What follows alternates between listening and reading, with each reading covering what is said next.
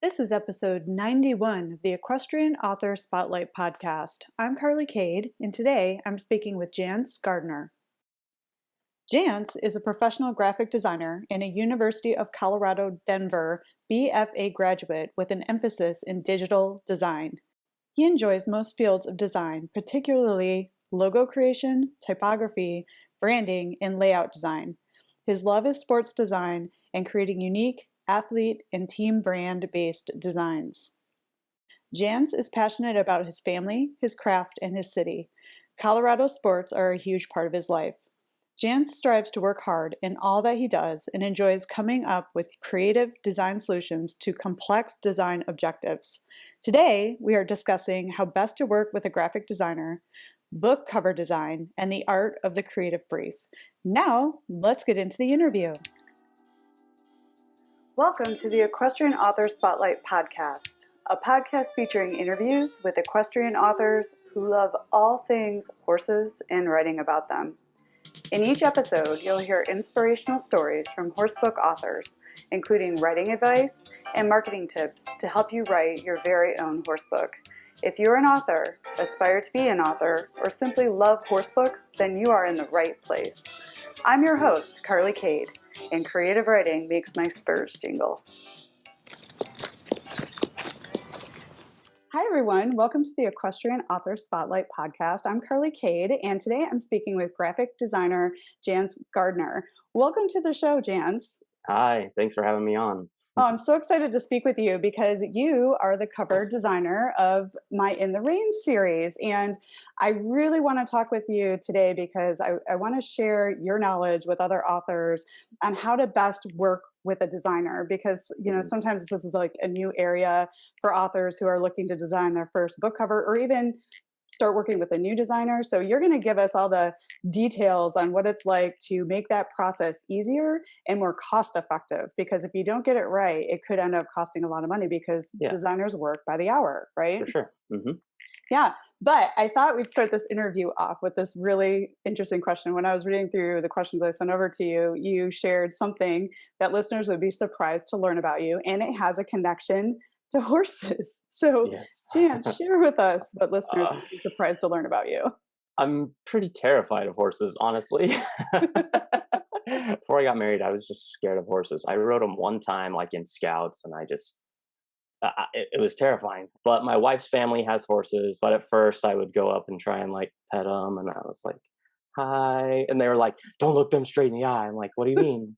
And they're like, they know you're scared. I'm like, well, yeah, I am scared. So I've gotten a little better. I actually fed one from my hand, so that was a big step for me. Big progress. Well, they're big animals, and if you haven't been around them on a regular basis, it can be intimidating. But I love that you shared that. So you ended up marrying in with someone, and that's usually how it goes. That has horses in their life. The same with my husband. And at first he was timid, and then it starts with feeding him something, and then you get a little closer. Now getting into a little bit about your background. I mean, you are a professional graphic designer and a University of Colorado Denver BFA graduate with an emphasis in digital design. So and you do freelance work. Tell us a little bit about your business and the work that you do and kind of like your wheelhouse areas. Yeah, sure. So I do a lot of freelance. That's basically what I'm doing right now. I worked for a sports marketing company for about almost 5 years. I just didn't like the culture of it. And then I found, some other people to do freelance for, and it just made sense to just quit my full-time job and just focus on freelance. So I kind of do a lot of different things: book covers, branding, page layout, some social media stuff. A lot of logo design is what I like to do the most. And then I'm actually working pretty exclusively with one company with doing 3D renderings. Mm-hmm. So it actually entails some like interior design, which I never thought I was going to do. So like laying out their products like within a space, just to kind of show prospective clients how it could look in their space if they bought the product. So wow, that's so cool. And that's the neat thing about graphic design is like you can put your hands in a lot of different cookie jars Yeah, because there's a lot exactly. of different areas. And you said logo design is your Hmm. favorite. I can imagine because that's like kind Yeah. of the beginning of somebody's business, and to Hmm. nail that logo and get that right, Oh yeah, for sure. there's a lot that goes into that. So, For sure. mhm. Hmm.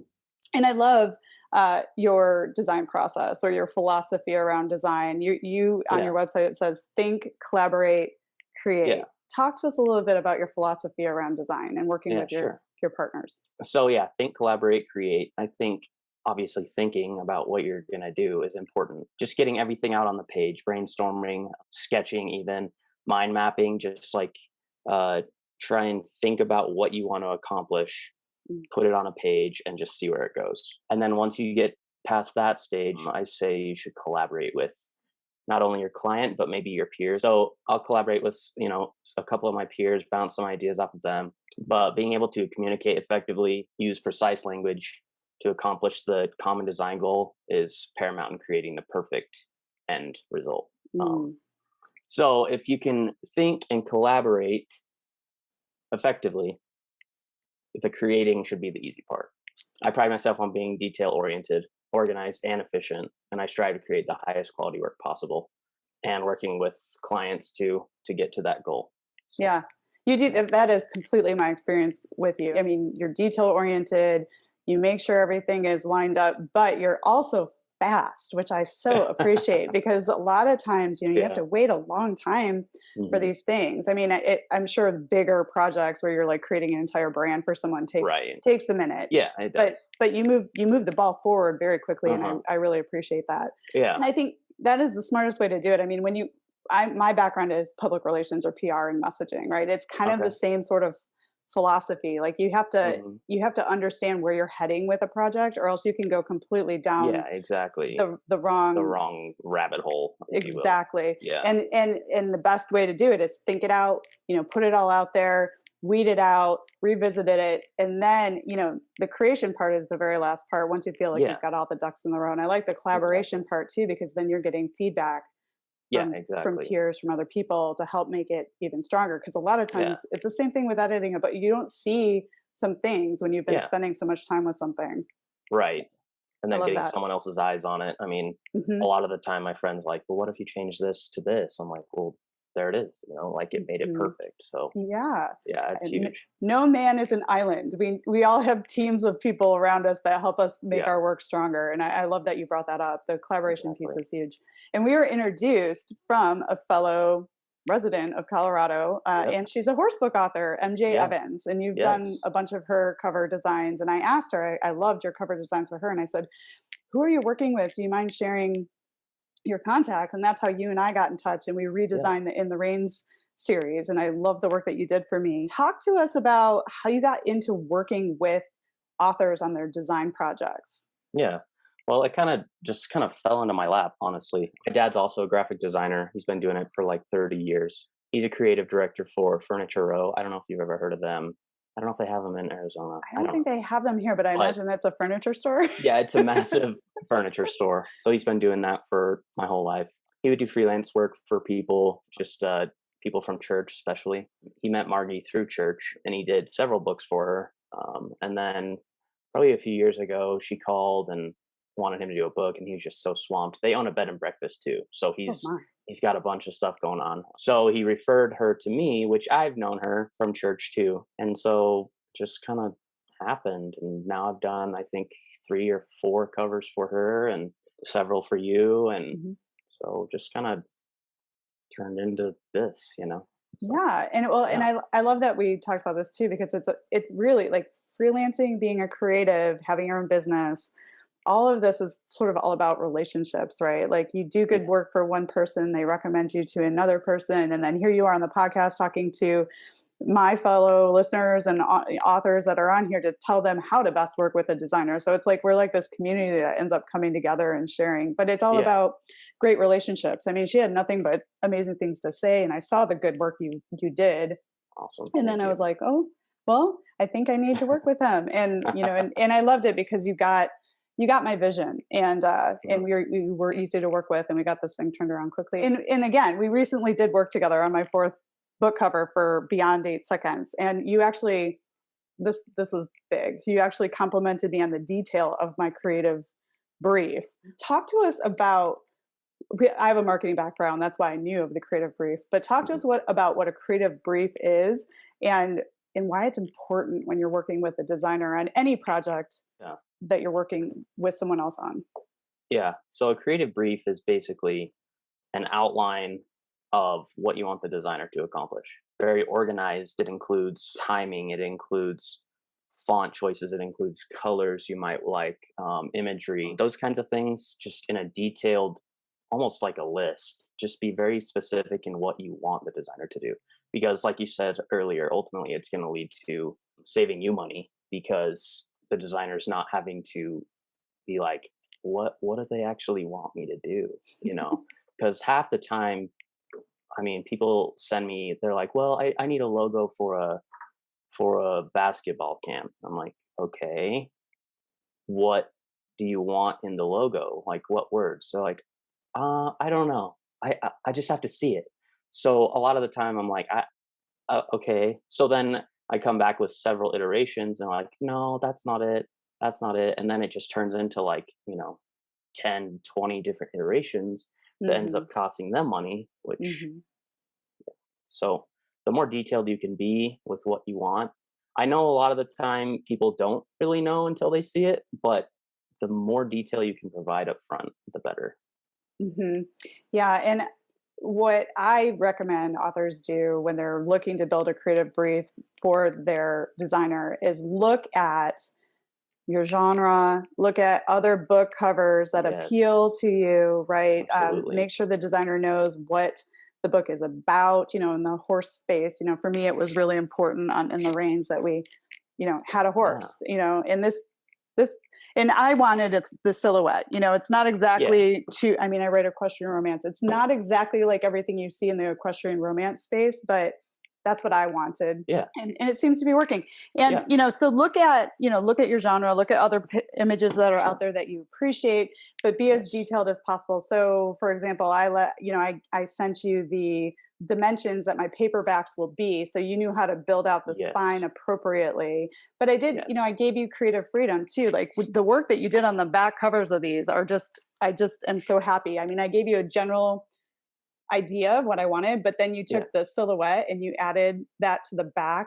I told you that I wanted the, previous books in the series and my logo, quote at the top, my book description, a little bit about me here, but you really, you really ran with this. And actually I almost like the back of the covers better than the front of the covers. And then here, this one has got the woman on the back. So, but they all flow together. And then I was particular. I told you that I wanted this, the horse at the top. But you helped me out with font. Font is not something I specialize in. So you helped me choose the font to make these look the way that they do, and the series all matches. So a creative brief, basically, if we could break it down, what are the most important chunks to put in a creative brief to help? Obviously, if it's a logo, what is your brand about? Or if it's camp, like what's the vibe of the camp? A couple images of things that you like, right? Yeah.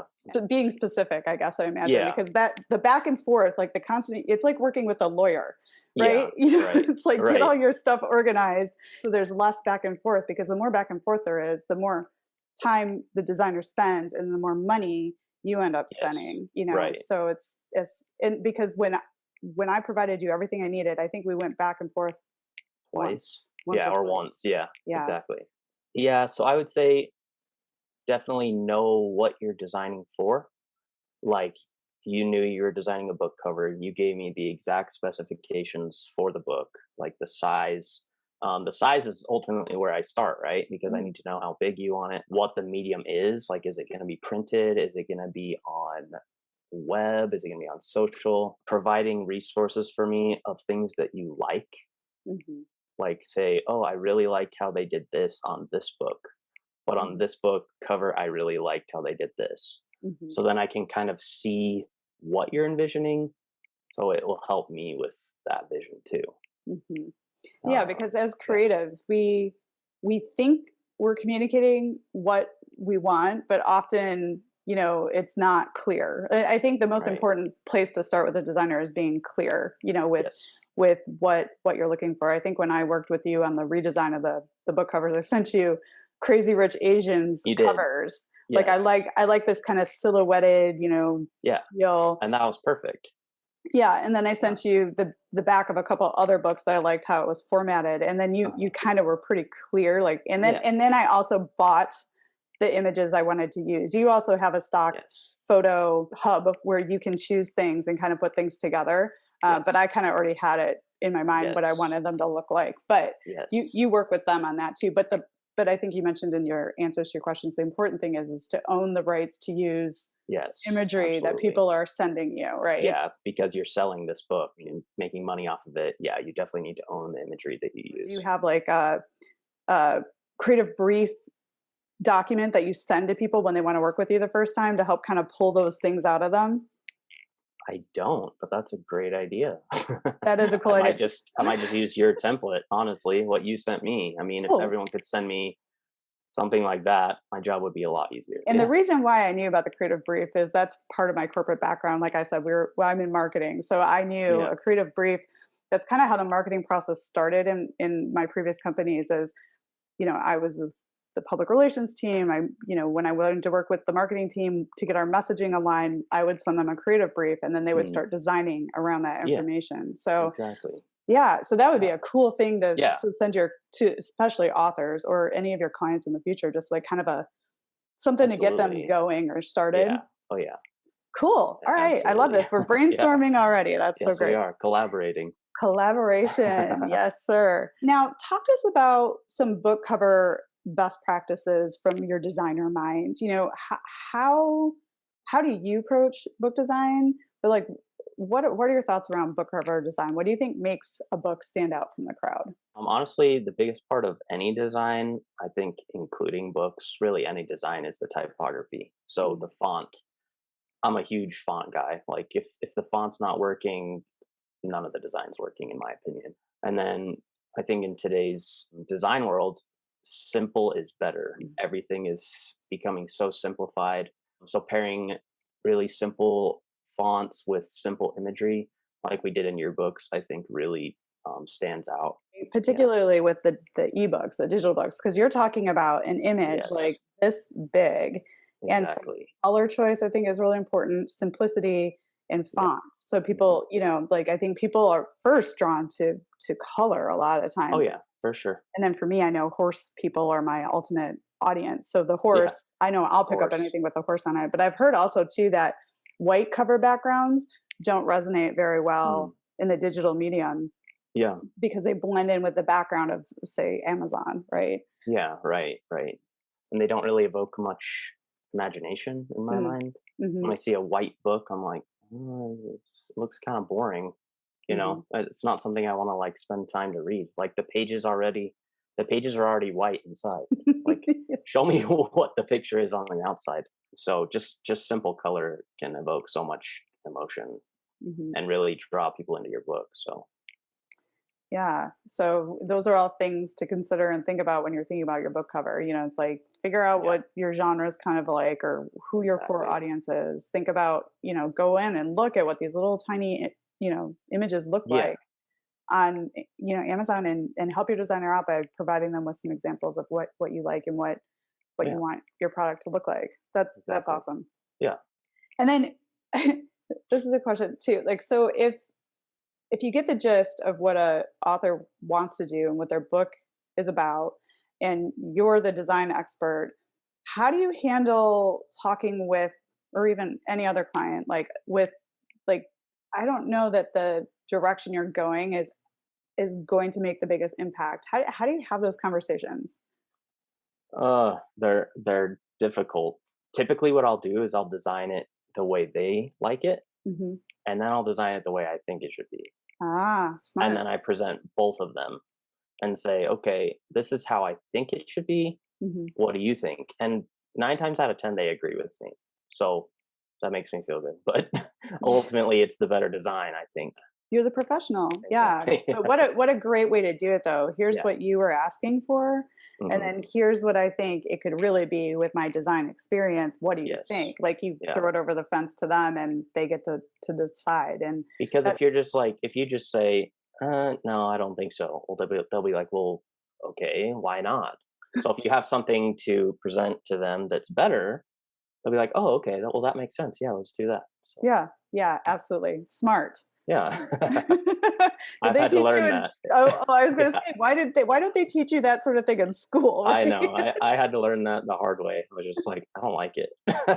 People are like, what do you mean you don't like it? I'm like, I don't know. I just don't like it. So then I thought, well, I'll just show them what it could be, and Mhm. and that's been the best way so far. So Awesome strategy. I yeah, like that. I like that. thank you. Well, it's always easier to make a choice when you can see the difference between two things. Oh yeah, for That's sure. like psychologically wise. Yes. And how do you reach your clients? I mean, obviously, we talked about word of mouth. You do good Yeah. work, and people recommend you. But I imagine like going into freelance business after working for a corporation might have been a little bit nerve wracking. Yeah. I think it's nerve Yeah. wracking for anybody to make that decision, but you're doing good work and people are referring other people to you. Obviously, I'm referring you to Yeah. my fellow authors. Yeah. Right. I sent a couple of people your way already. Margie sent me to you. So, hmm but other than that, like, how do you get the word out about the good work you do? Honestly, it's just kind of been like promote my website on my social media. Definitely word of mouth.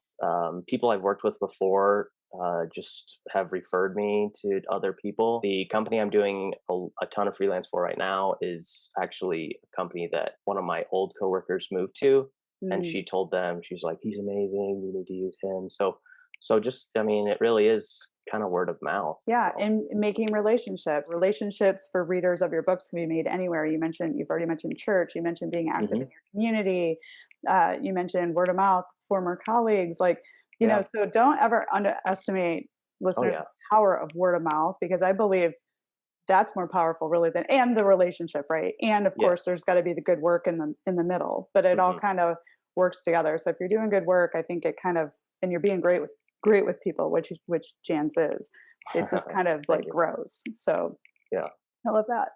Now, you are technically an entrepreneur. You're a creative. You're a business owner. You're a freelancer. You work with other creatives.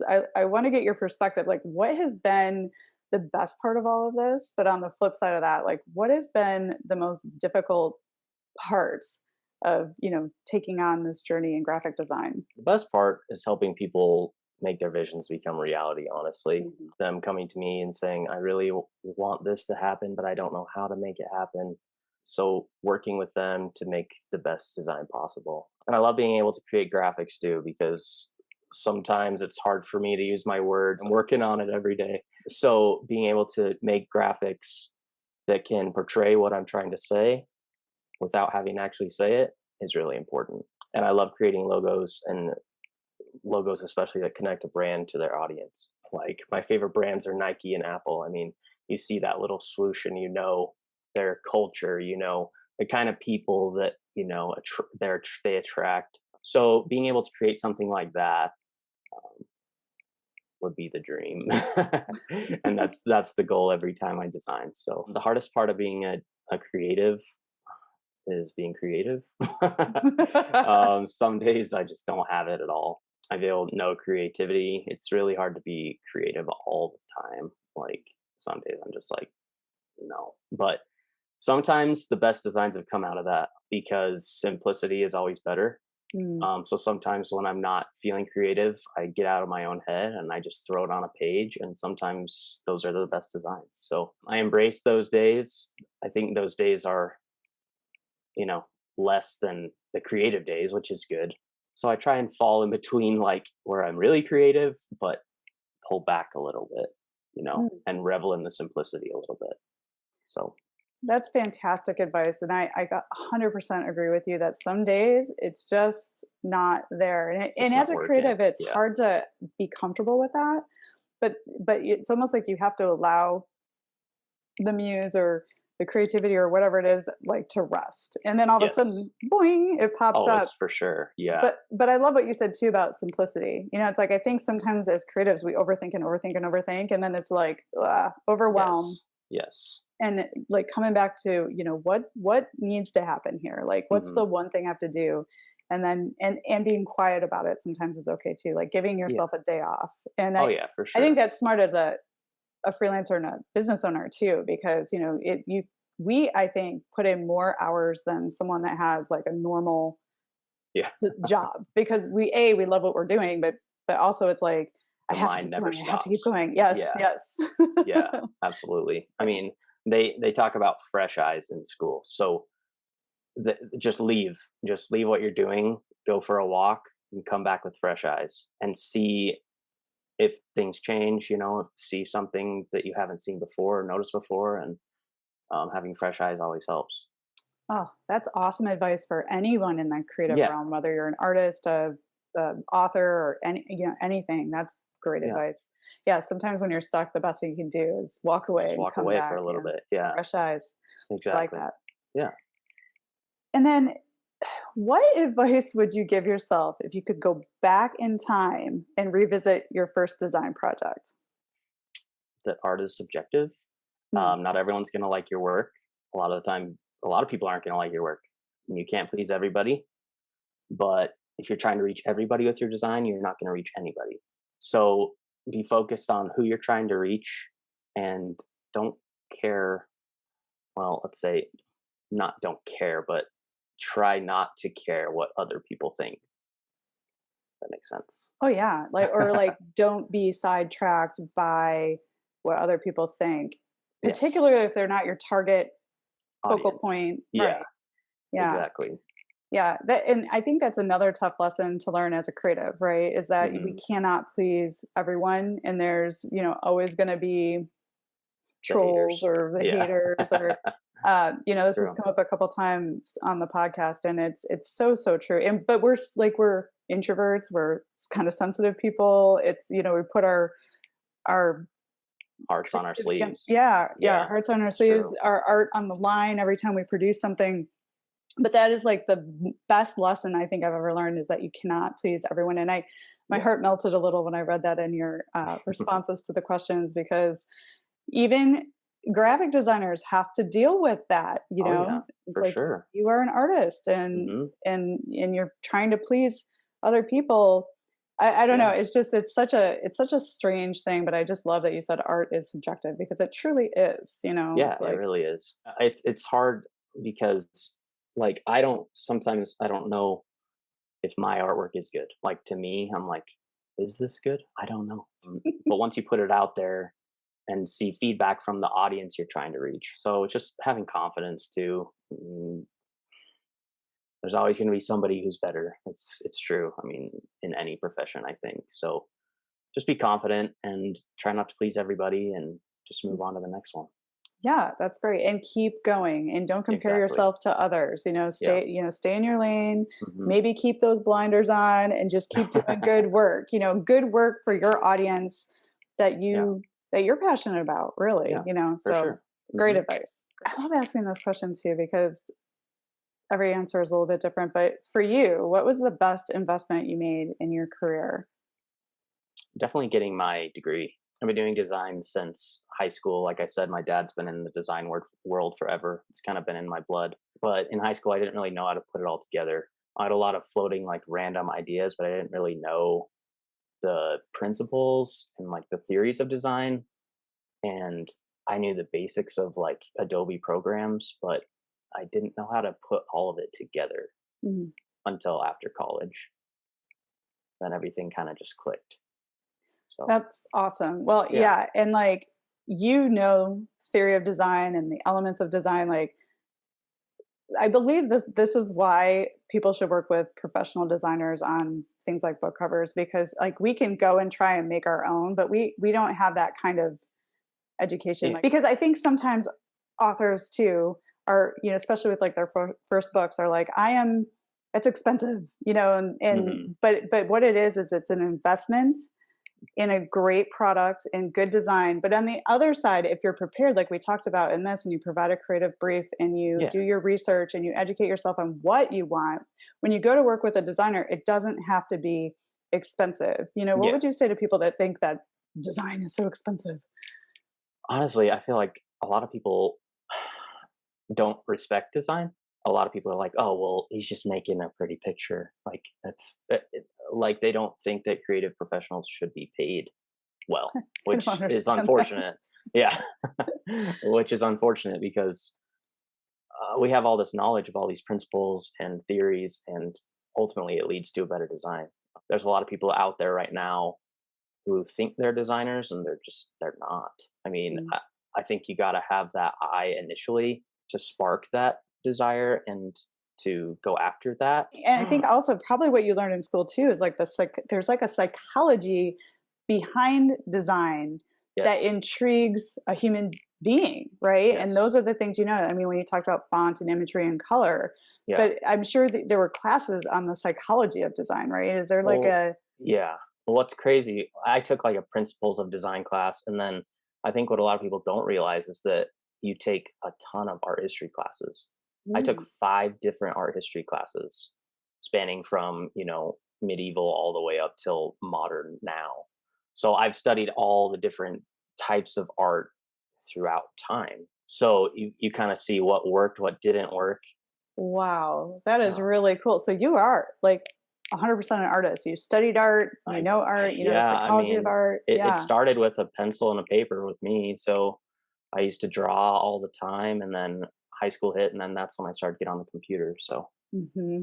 yeah, That's cool. Oh my gosh, what a cool story. And yeah, and branding and design hmm, is art. So yeah, yeah, it's exactly. something to be appreciated. And then again, going back to the cost. Mhm. If you have your ducks in a row, it doesn't cost that Yeah, it's much not to that get this bad, done. I honestly. mean, yeah, Hmm. and it's again, it's an investment in your creative work of Exactly. art. Yeah. Yeah, Or your brand or your business or yeah, whatever you're doing in the world. It's like you think that, and I know you really are into sports. So sports is a big thing for yeah. you, but if you As you think can see. about, yes, of all Yeah. the brands though that are, Hmm. in the NFL, say, I mean, people like it's like the Nike swoosh or the, like you said, Apple, Apple. Yeah. like in the simplicity, but there's stuff going on behind those designs that Oh, resonate it's a with people and culture. create Yeah, emotion. Yeah. absolutely. And you were part of that. I mean, Yeah, how cool is that? yeah. So, yeah. And you do other things and you work, and then I think it's kind of cool too, because I don't feel like you can get stale because there's always kind of something new you can work on with someone, all the way Yeah, from the logo that starts the business to the products that yeah. they create. Yeah, a ton of So, brands right now are rebranding to kind of catch up with the simple times, removing like shadows and gradients and just making flat colors and flat icons that are easily translatable to, you know, social and print and all these different mediums. So yeah, that's a great point. So you just mentioned again, this is something this is a trend. There's trends in yeah, design, there's trends in writing, there's absolutely. trends in a lot of different things. So this is a trend, simplicity, uh, Yes. and whether it's a logo or a book cover, it needs to translate to the digital age and what's going Hmm. on with social media because that's where people are being reached. So Yeah. that's a great point you brought up. What are you curious about? What's next for you, James? I think you kind of touched at this a little bit at the beginning, but like you're adding another layer to the business that you're doing right now. Talk to I us about am. what's next. So I got my digital design degree. It's an emphasis, digital design emphasis. So that included not just like branding and logo design, but also motion graphics and 3D design. So creating 3D models like how like this water bottle, let's say. Like Hmm. someone designed this in 3D at some point Hmm. and then it transferred over to like an actual product. So I'm trying to get into more 3D right now. I touched on it in college a little bit and it terrified me. So now that I'm working with this other company in the 3D space, I'm trying to continue to grow that knowledge. So that's kind of where I'm going right now, trying to learn this 3D program. I think it'll just open up more opportunities for me. Yeah. That's very cool. And why did 3D terrify you? Just because it was like a massive, like technological, like new thing to learn? Yes. Yeah. So I'm used to X and Y, right? Hmm. In 3D, you have Z. There's a third plane. Does that make sense? Oh So you're not yeah. going up or sideways. You're going Like in. through or Yeah. in. Yeah. Yeah. So that was really weird. I mean, right, we're in a 3D world, so it's not that weird, but designing in that space where you can actually move the object around Hmm. and have to texture like the backside of it or see how the lighting is hitting it to make certain shadows. It's a lot, but it's really fun. It's really what's the word? Fulfilling Mm. when you get the final product done. Feel like that's gotta like exercise different parts of your brain too, because Oh, it's for almost sure. like engineering. Like you're looking Yeah. at all angles of it because we actually had our house remodeled not that long ago, and that was one Okay. of the things that the company offered was this 3D Yeah. grid where we could like go all the way around the house, go inside the house, and like go in the Yeah. rooms and see how everything would look. And Exactly. I'm like, I don't know how on earth they created that, but yeah, good on you for doing that. Yeah. And that's cool too because what you're doing is you're looking towards where's the future of my industry heading? Yeah. How can I best serve the company I'm working with exclusively? And this Yeah. is part of that. And it's all about staying fresh, dealing with change, Yes. taking on new challenges, learning Adding new on new stuff. skills. Yeah. And that's very much what it's like being an indie author. It's like Yeah. you're, and everything's changing, right? You learn one Uh-huh. thing and then you got to learn this next thing. And then, It's it's true. changing, but you always have to, I mean, even my corporate background, it's like you always have to be thinking about like what's kind of next Next. and Yeah. be growing in that direction because that's sort of the way life is Yeah. working these days. It's like It's true. change and growth. And good on you for taking that Yeah. on. That's exciting.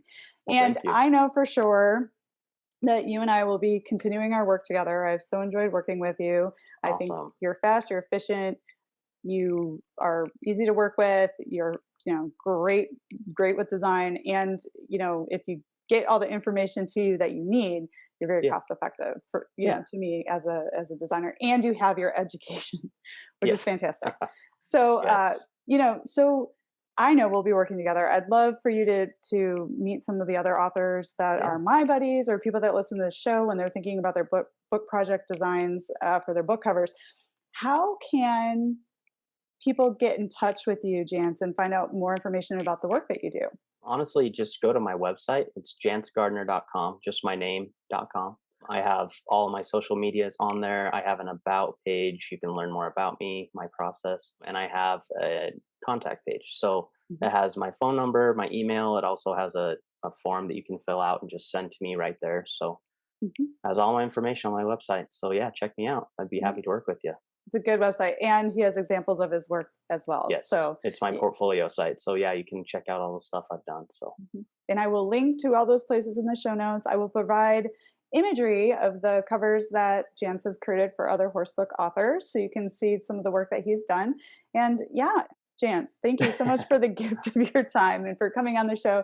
I know you were like a little nervous at first, but you nailed this, man. I really enjoyed talking with you. And this well, is the thank first time you. we've met in person. Yeah, So, yeah, it's yeah. awesome. It's awesome to meet you. I'm happy to do it. So it was fun. Thanks for joining us this week on the Equestrian Author Spotlight podcast. I hope you enjoy these Q&A sessions with wonderful equine authors who love all things horses and riding, just like me. Visit my website, carlycadecreative.com, where you can read the show notes, and make sure you never miss a show by clicking the subscribe button now. This podcast is made possible by listeners like you. Thank you so much for your support. Want a free guide to secrets of horsebook authors? Gallop over to carlycadecreative.com/wisdom to have author advice delivered instantly to your inbox. If you are an author who writes about horses and would like to be spotlighted, please let me know. Visit my contact page at carlycadecreative.com to fill out a request. I'd be happy to have you on the show too. Thank you for tuning in to the Equestrian Author Spotlight podcast. See you next time. I'm your host, Carly Cade. Creative writing makes my spurs jingle.